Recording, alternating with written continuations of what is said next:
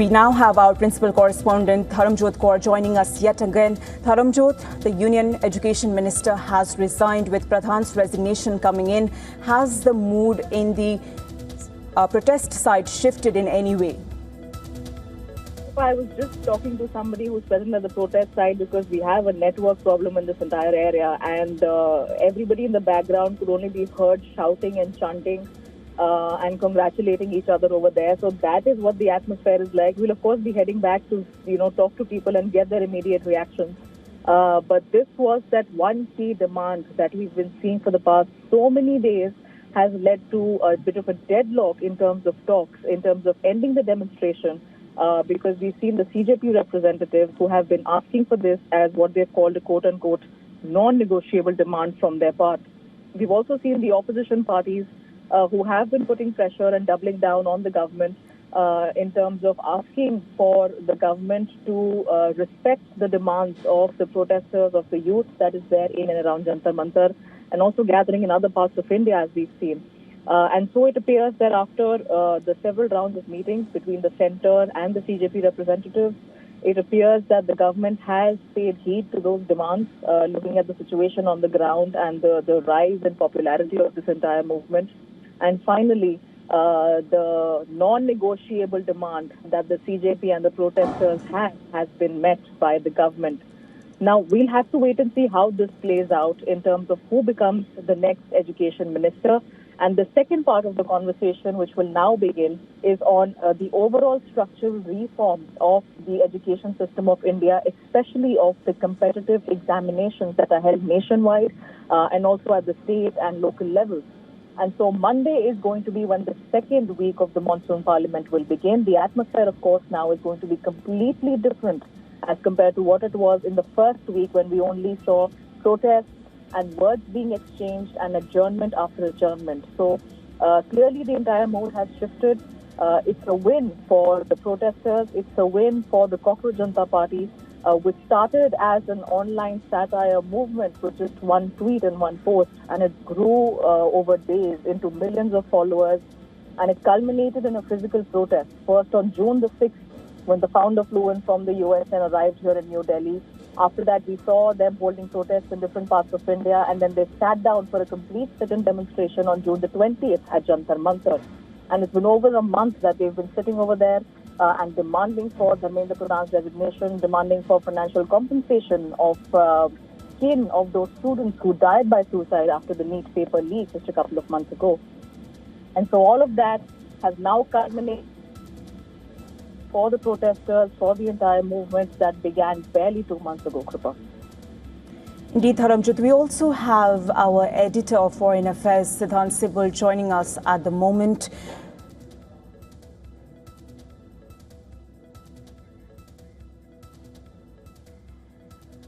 Well, we could not reach to our editor at the moment. Dharmendra, I'd like to come back to you. I'd also like to know, what does this resignation now mean for the future of the cabinet as well as the education ministry? Well, like I said, Kripa, I think the entire conversation was about how the highest corridors of power need to take accountability for systemic failures. And that was what the demand and the mood of the entire protest and the movement was. And now that the education minister has finally resigned, the conversation now shifts to, well, who is going to be the next leader that takes his place, and what kind of amendments and improvements are now brought about in the system. We did hear that the cabinet has reportedly approved certain amendments to a 2024 bill with respect to curtailing paper leaks, and those are expected to be tabled in Parliament as the second week of the monsoon session begins. And so all of these things are now going to broaden the conversation, which was in a bit of a stalemate situation, because one side was demanding the resignation of the education minister and the centre was not really either rejecting it or accepting it for many, many days in a row. And what appears to have now removed that deadlock or resolved it is the fact that the number of protesters have been growing day by day by day. There was also a different kind of an invite put out, an appeal put out by the CJP asking for the entire country to step out with a candle march on Sunday. And so it appears that the government could sense the mood of what the youngsters in the country is like. They could sense their frustration with systemic failures. And we've also seen that in response of the government in the past 2 days alone, Kripa, we've seen late night notifications and announcements being put out. We saw the Education Secretary, who was first released over here and who was first replaced on late Thursday night. And we also saw a social media message in a reel format, as we all popularly call it, with respect to the Prime Minister himself putting out a message addressing the youth, talking about how he acknowledges their frustration and that there are corrections that need to be made, which the government will take up. And so, in effect, that entire conversation has really snowballed in the past 4 to 5 days. Another trigger point was July 20th. We saw a bit of a watershed moment on that day when the CJP had announced a Sansad March, a march to the Parliament. That was the opening day of the monsoon session. But we saw that the police had a law and order situation at hand, and so the march never really happened. But we saw a very, very volatile situation on ground towards July 20th afternoon and evening, where a lot of excessive force was used by the police. And in return, a lot of police personnel were also injured when they clashed with certain protesters and people present at the demonstration. Indeed, Dharmjot. Now, let us also listen from our editor what he has to say regarding this resignation. What are you getting, Siddhant, at this moment? Well, it's official. India's Education Minister Dharmendra Pradhan has stepped down. This is a major development coming days after the protesters had demanded his early resignation over the NEET exam issue. Now, we know that the protesters had 3 demands. The first, of course, was resignation of Dharmendra Pradhan. The second, of course, that compensation should be given to the families of students who have died, and also in terms of no police case, in terms of those who have been arrested or facing issues, legal issues. Now, we know that in fact, WION has been on the ground since Monday, and there were protests, including the tear gas being fired. But essentially, we know that this was seen as an important inflection point as more and more students have been gathering. Yes, of course, the authorities have closed the metro station, and also in terms of the other restrictions that have been put in place, including of course, we will be waiting to see the first reaction coming from those protesters at Jantar Mantar. But there is an internet clampdown there, so there can be a delay. But a significant moment. This is the first ever resignation of a sitting minister under the Indian government, the Modi government, since 2014. So a significant development, which of course will be closely watched here in the domestic circles. We know that the opposition Congress party earlier today also held its press conference and particularly emphasized on the pluralistic brutality using of pellet guns, but clearly an inflection point in many ways. Now, we are also waiting for other political reactions as well coming from other political parties. But clearly, in terms of the protesters, they will see as an important victory in many ways, given the fact that this was their key, what they termed as non-negotiable demand when it comes to the resignation of Dharmendra Pradhan. Of course, the government has been saying that it's more than keen to have conversation. There have been rounds of conversation with the protesting leaders at Jantar Mantar, including yesterday, where we know that representatives of those who are protesting in Jantar Mantar with the Indian government ministers, and there were conversation. In fact, they had given a deadline that till 4:30 or 3:30, if their demands are not fulfilled. They, of course, were mulling more possibly actions. But clearly, this is a critical development in many ways, coming at a time when the Parliament session was also underway. In fact, if I can jog the memory, the entire development got paced on Monday when the protests really were, in a sense, were in large scale in central Delhi, possibly never seen in such large scale for years now. In those protests, we also saw violence as well. We saw the police brutality as well.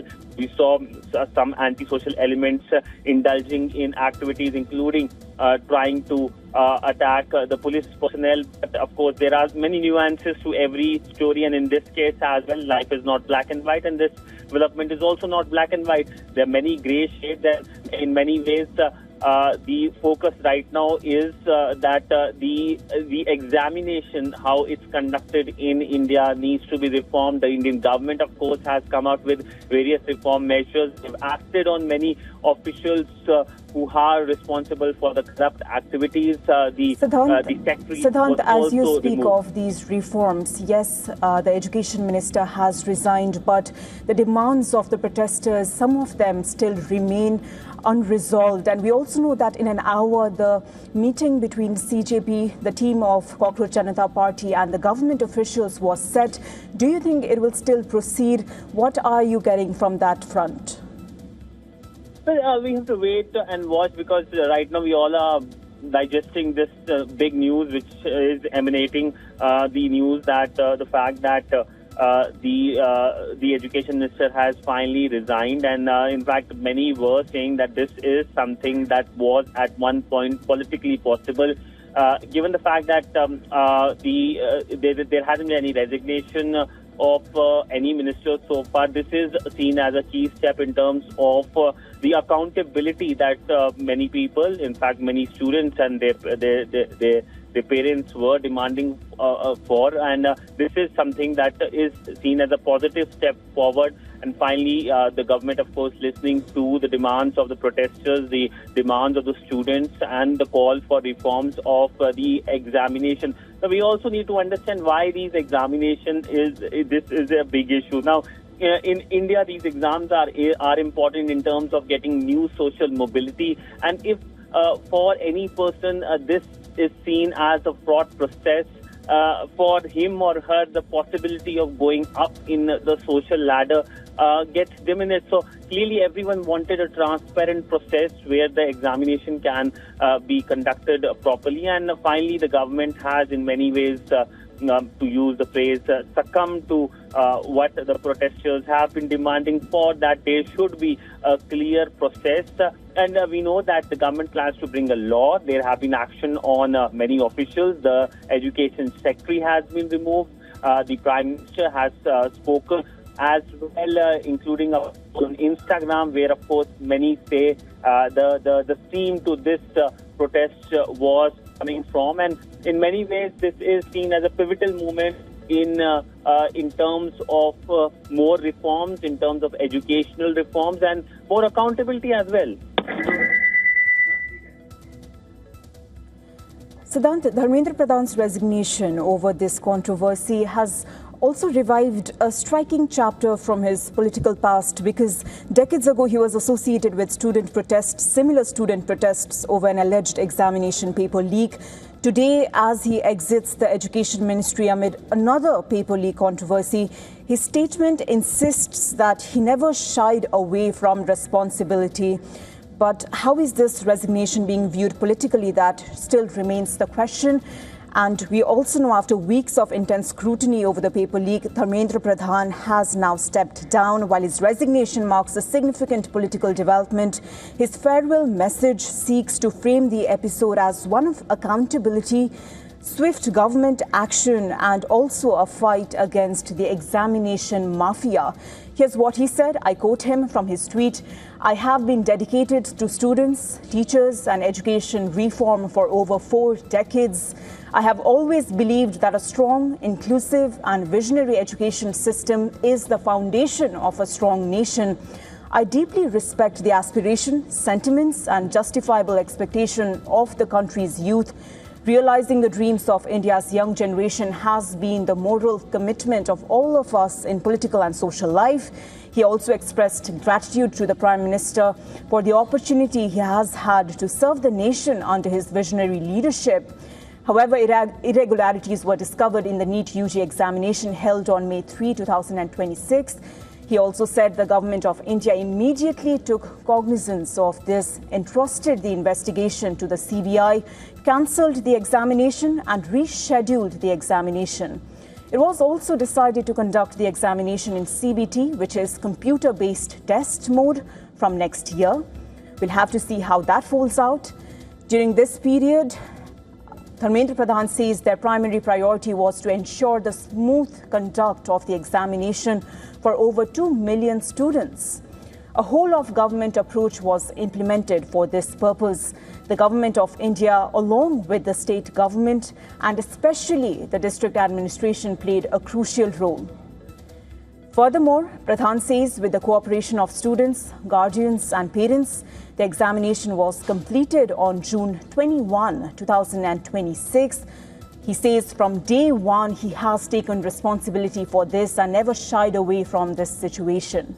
Let me quote him again. He says, "I was determined not to let the prospects of any meritorious student be jeopardized by the examination mafia." He terms it examination mafia.